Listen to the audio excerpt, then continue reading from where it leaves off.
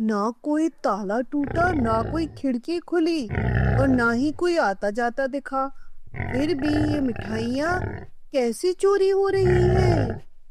दोस्तों, आज सनातन जंगल की राम पाठशाला में त्योहार का माहौल था। सब लोगों ने मिलकर गायत्री मंत्र बोला और इसके बाद गेंदा लाल जी उदास चेहरे से सबको मिठाइयाँ बांटने लगे। गेंदा लाल जिराफ की बहुत ही मशहूर मिठाइयों की दुकान थी। उनकी जलेबियाँ और मोतीचूर के लड्डू जो भी खाता था वह उंगलियां चाटता रह जाता था। जब गप्पू ने मिठाई खाते हुए उनसे उनकी उदासी का कारण पूछा तो वो बताने लगे, बेटा मैं पिछले कुछ दिनों से बहुत परेशान हूँ। मेरी परेशानी का कारण है मेरी मिठाइयों का गायब हो जाना। हर रात दुकान बंद करके ताले लगा के मैं जाता हूँ और जब सुबह दुकान खोलता हूँ तो थाल में से लड्डू गायब मिलते हैं।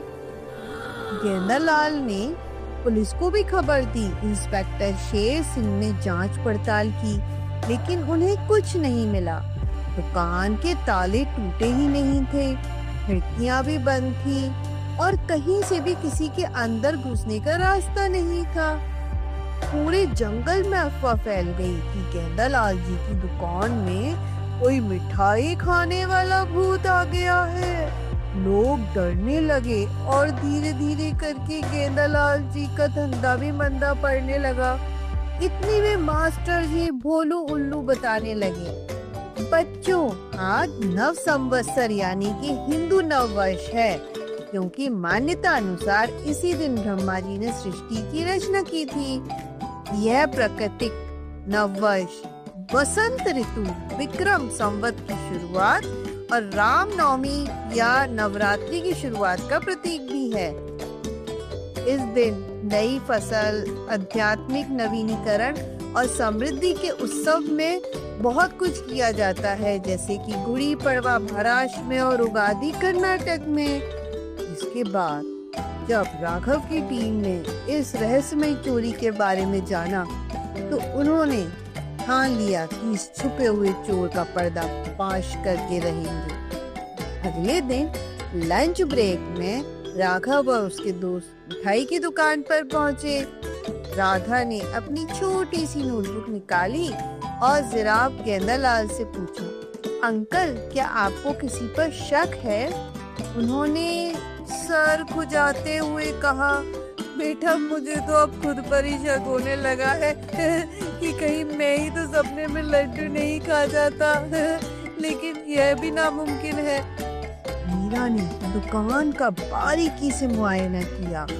उसने देखा कि दुकान में हवा आने के लिए छत के पास एक बहुत ही छोटा सा रोशनदान है, लेकिन वह इतना ऊंचा और छोटा था कि वहाँ कोई भी आसानी से आ जा नहीं सकता था।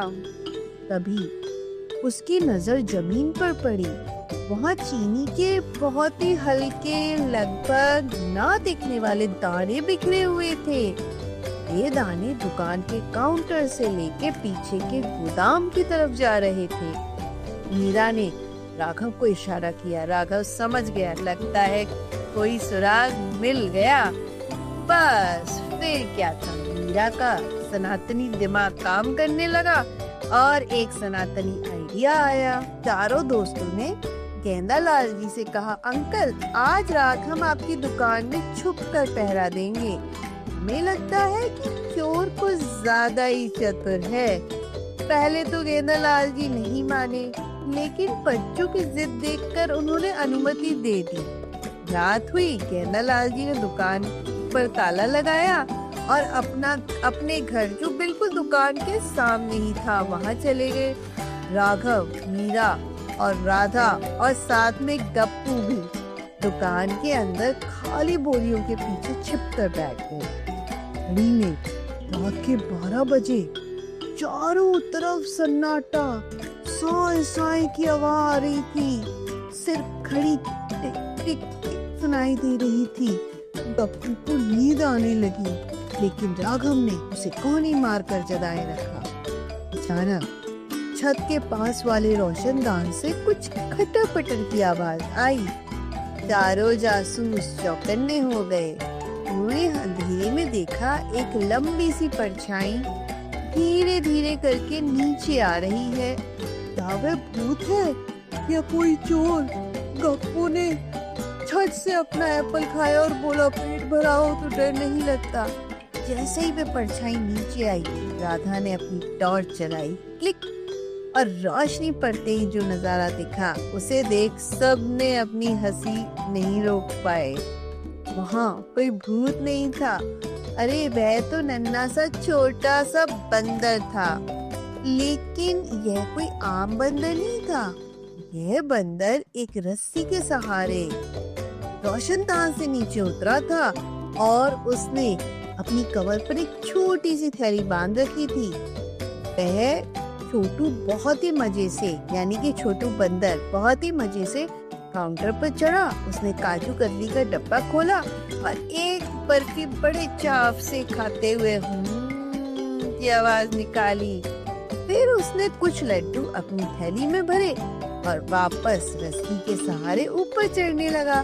मीरा चिल्लाई, पकड़ो इसे पकड़ो, लेकिन छोटू तो छोटा था लेकिन था बहुत फुर्तीला।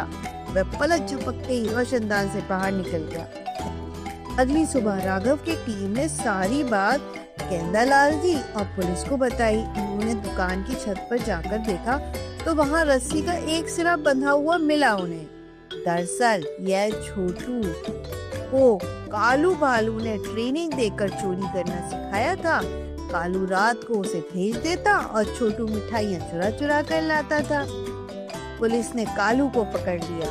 लाला गेंदालाल बहुत खुश हुए। उन्होंने राघव की टीम को इनाम देकर बहुत सारे लड्डू भी दिए।